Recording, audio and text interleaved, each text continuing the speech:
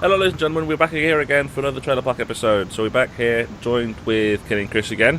Way! Hello! After going through the horror of last week, of horror, we've now suddenly gone into surrealism, which is not necessarily that different, actually. Because our first trailer that we're going to be talking about today is Alice Through the Looking Glass, a sequel to Alice in Wonderland, I'm guessing. The Disney one, not the original. Yeah, well, because there were two Alice in Wonderland films that came out about the same time. One that was this one with Johnny Depp, and another one which had Kristen Stewart.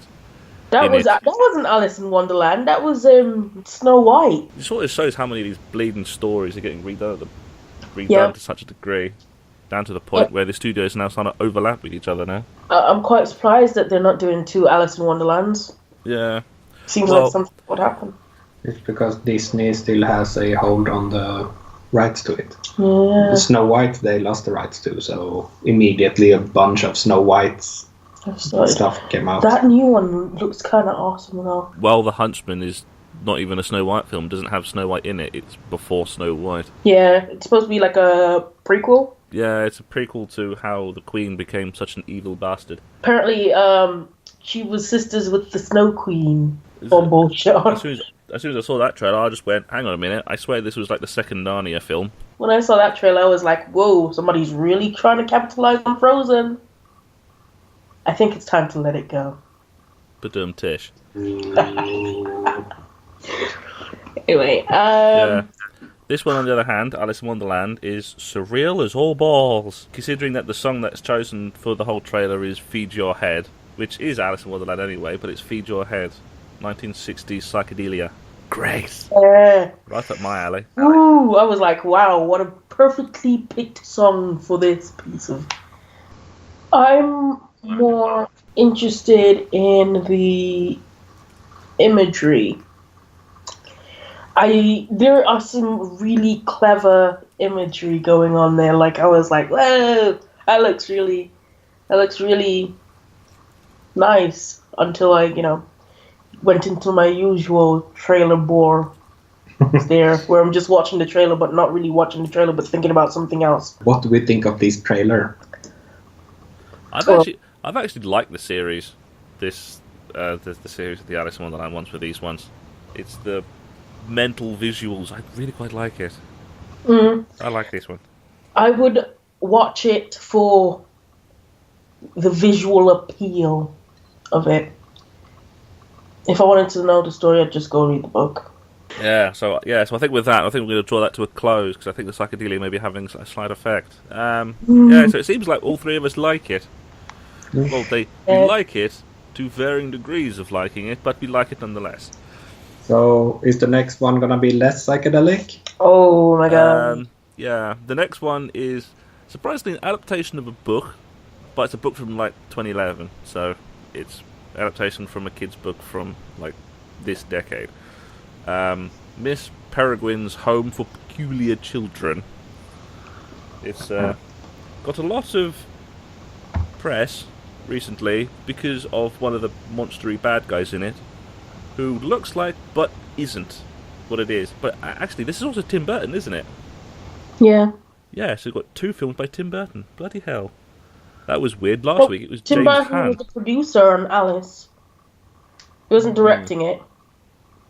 Yeah, well, it's the sort of I say Nightmare on Elm Street, not that one. Nightmare Before Christmas thing, where you can sort of feel the fingers of you can feel the producing fingers of Tim Burton. Saying that about an Alice movie gets that's fucking weird. I can feel the fingers, feel the spiny fingers stroking Alice in one dark hour. It's getting weird now. Let us move on to the next trailer. Miss Peregrine's Home for Peculiar Children.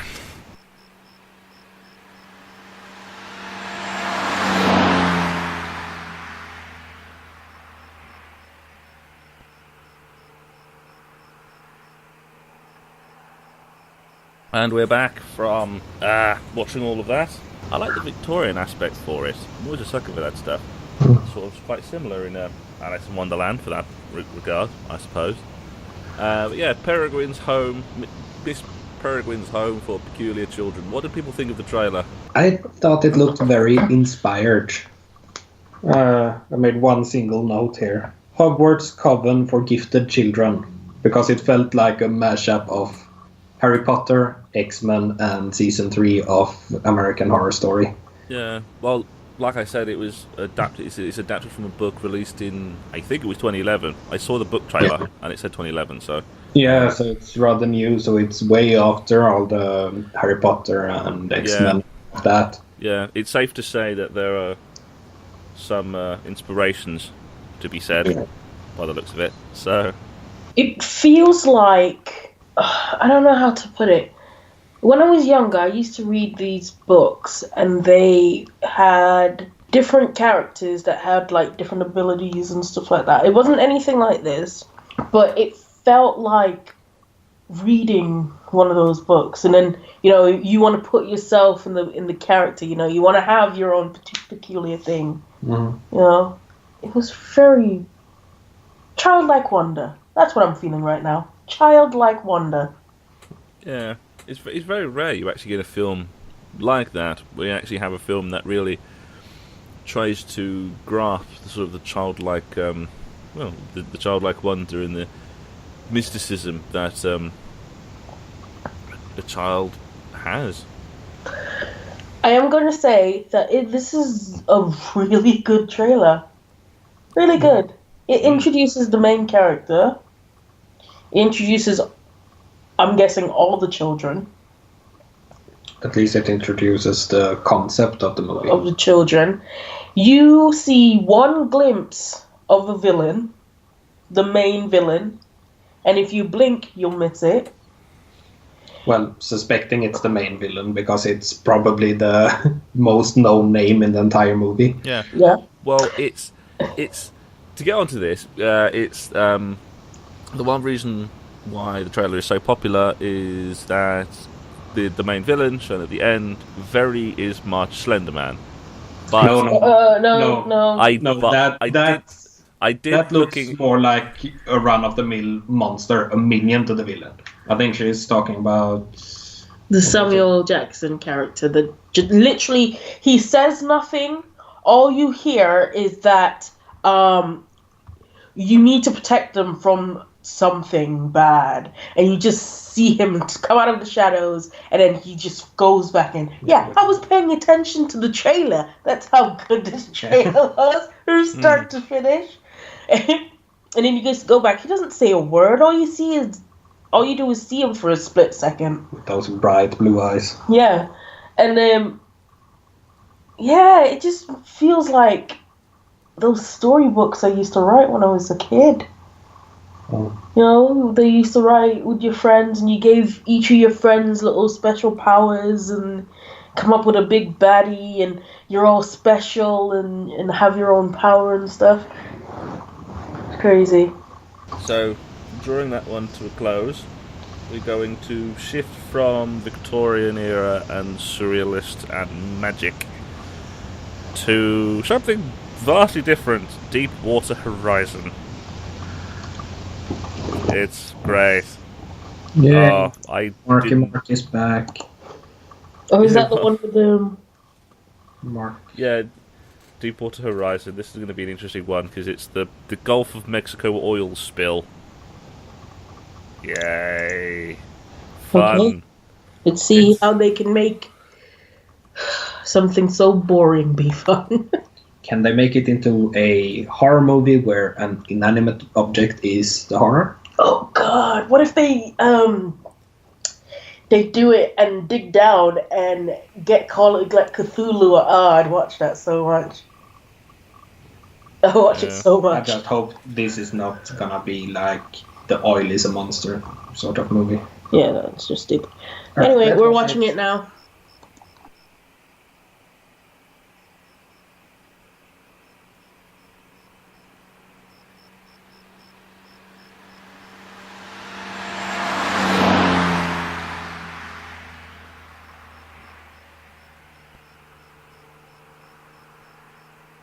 And we have returned from watching the trailer, and I think Chris has now decided that he's clairvoyant. They use the literal words, the oil is a monster, in the trailer. He called it. The oil comes and it messes up. But I have a theory about this, is that because the Deepwater Horizon thing, the thing that it very happily says, based on a true story, yet it's based on the worst environmental disaster that has ever hit North America and the Gulf of Mexico.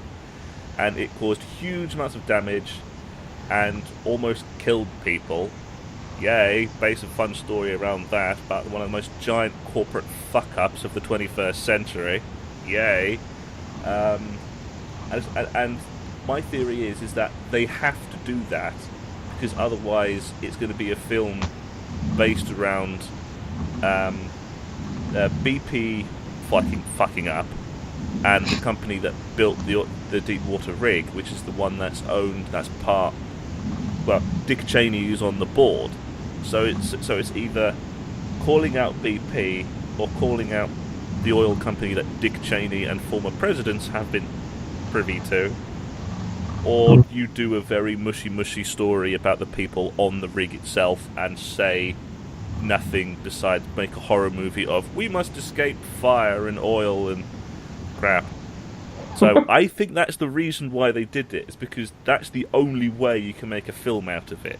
I've noticed that Mark Wahlberg seemed to do a lot of movies that seem to have an environmental message when you look at the surface of it. But when you really think about it, it looks like an environmental message in the way that people who are not environmentalists think environmentalist messages should be.